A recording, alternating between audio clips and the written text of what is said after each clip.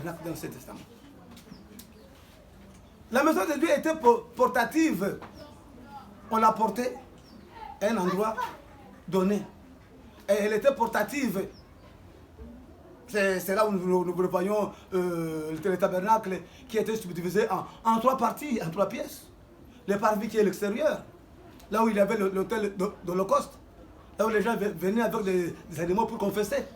Et on voit le lieu saint, là où il y a les chandeliers, l'autel de pain et de parfum. Et puis maintenant, la 3e pièce, c'est le lieu saint des saints, là où il y a l'arche de l'Éternel. C'est ça la maison qui était portative, mais qui était l'ombre des choses à venir. Cette tente d'assignation, ou appelée encore tabernacle, c'était l'ombre des choses à venir. C'était l'ombre de l'homme. Comme Dieu a dit qu'il n'habite pas dans des maisons faites de mains d'hommes. C'est dans ce temps-là. Et c'était la maison de Dieu. Et Dieu venait descendre là-bas. Et Dieu habitait là-bas comme sa maison.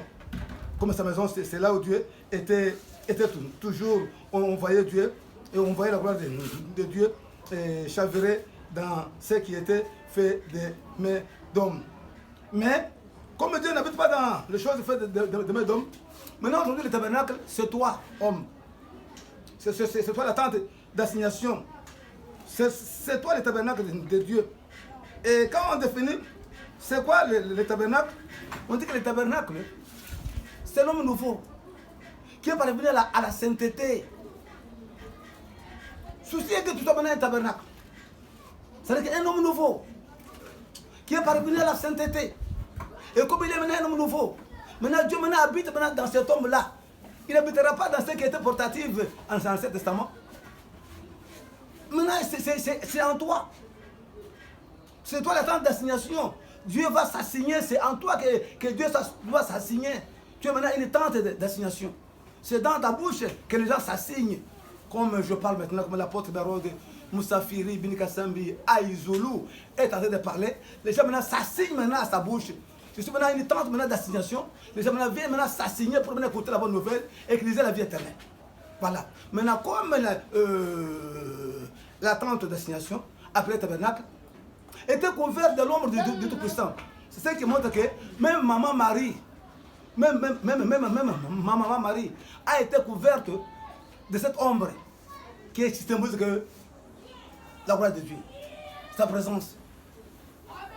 Donc, aujourd'hui, nous vous disons que non, la grossesse de maman Marie n'était pas dans son ventre. Elle était dans l'ombre. Il était couvert de cette ombre. C'est là où était l'enfant. Continuons et à voir comment c'était. Oui. Le Seigneur Jésus n'était pas dans le ventre. Parce que on va mener de voir. On va mener de poser dans ce testament comment il habitait dans les tentes.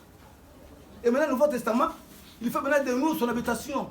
C'est nous sa maison. C'est nous. Tout ce que nous sommes maintenant une maison de Dieu. C'est ça son souci. Et que tu sois maintenant sa maison.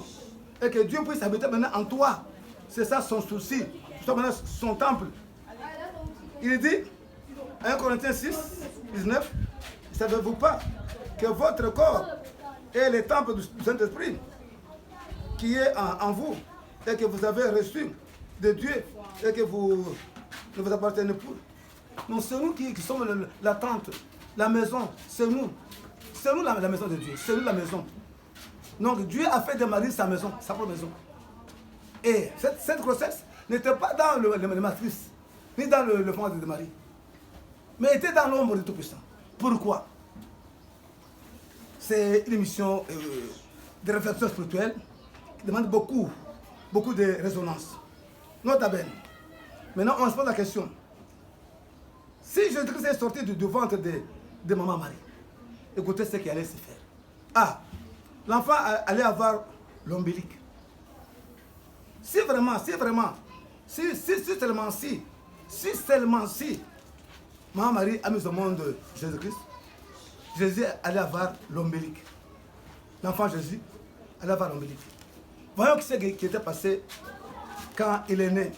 Voyons Luc 2, verset 7. Voyons d'abord Luc 2, verset 7. Et elle enfanta son fils premier-né. Elle l'a mis à l'otable. Et elle accoucha dans une crèche. Parce qu'il n'y avait pas de place pour eux dans l'hôtellerie. Écoutez, il dit qu'elle enfanta son fils premier-né. Or, Marie était vierge. Elle n'a jamais mis au monde. Comment il peut enfanter comme ça? Il faut qu'il y ait la présence des femmes sages. Donc il faut qu'on coupe l'ombilique. L'enfant sortira du ventre de sa mère avec l'ombilique. Pourquoi l'ombilique? Ça relie la mère à l'enfant. Ça fait que l'enfant